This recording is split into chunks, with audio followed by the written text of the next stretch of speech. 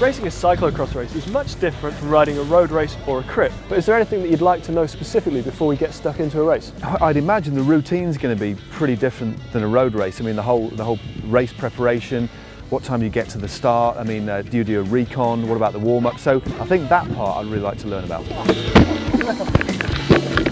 Depending on how big the race is, you're going to want to arrive between half an hour and 2 hours before the start to give you plenty of time to check out the course, get signed on and warmed up. Then you want to start your course inspection. Here we are in Niels, Belgium. I'm about to take my first ever lap of a real cyclo-cross course in the heart of cyclo-cross country. Let's do it. See if I can get my foot in. He's in! Yeah. I'm quite excited about this, Matt. Remember the brakes are the wrong way around as well. Yeah, and they're stronger than you used to. That was quite a good intro, that was.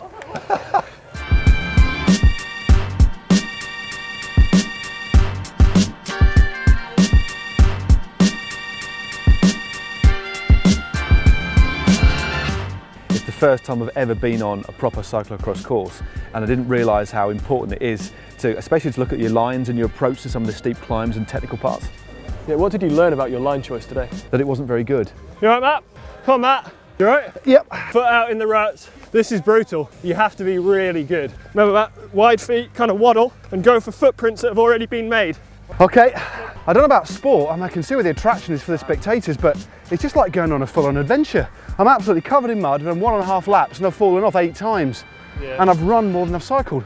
What's your take on this course? My take at the moment, Matt, is that everything hurts. This is one of the hardest courses I've ever done. Look at the mud as well. Mud-tastic. What do you think of the course so far? It's unbelievable. It's like a whole world of pain.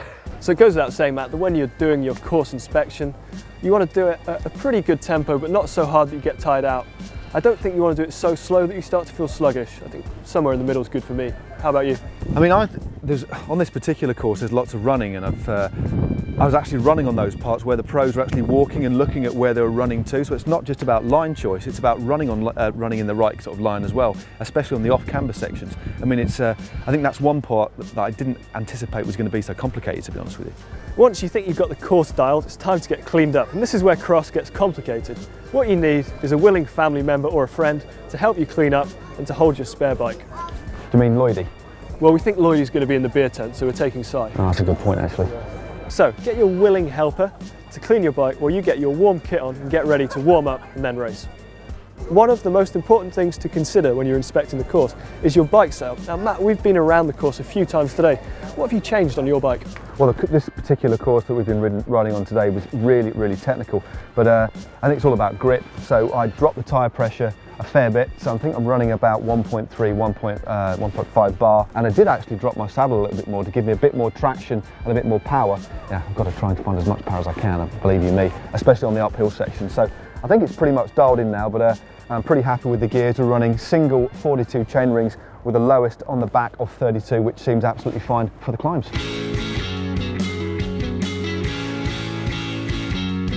So what about a race strategy? What about pacing myself for the race? How do I go about doing that? Well, the starting cross is always manic. It's incredibly fast and it's where huge gaps kind of won and lost, but it's still an hour long and it's still an incredibly tough terrain. So the best policy is to think of having a good start and then pace yourself evenly. So establish your position at the start and then find a group or a position in the race that you're happy with and ride there. So it's almost like riding on a long climb or almost like a time trial, so try not to go into the red too much, ride within your limits and pace yourself and maybe even pick it up near the end. Yep, it's a time trial effort, but you will go into the red. Wish me luck. I'm nervous about how hard it is, it's weird. Oh, I can already taste my lungs. Whoa, hell, never experienced anything like it in my life. Whoa. When I fell off, somebody just right next to me said, when are we going to see that video? Whoa, hell, fire. This is so slippy, man. Straight over the bars. The atmosphere, even before the race, was absolutely electric. Yeah, you were keeping them happy, Matt. I certainly was. Good value for money.